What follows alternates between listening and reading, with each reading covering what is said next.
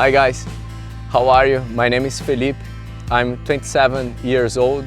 I like to stay with people who are open-minded, who like to understand where are their mistakes and how they can improve the area, the fields that they are not very good in life.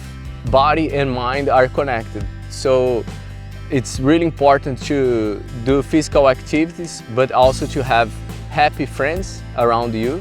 To support body and mind, you also need to have a good diet. I think good diet is the path to follow.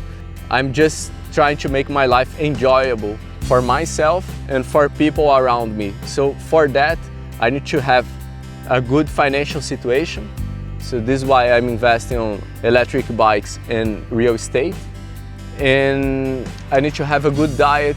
I need to have a good body, because this is not trying to be a good, I want to be the best. No. This is just taking care of myself. And by doing that, I can help others.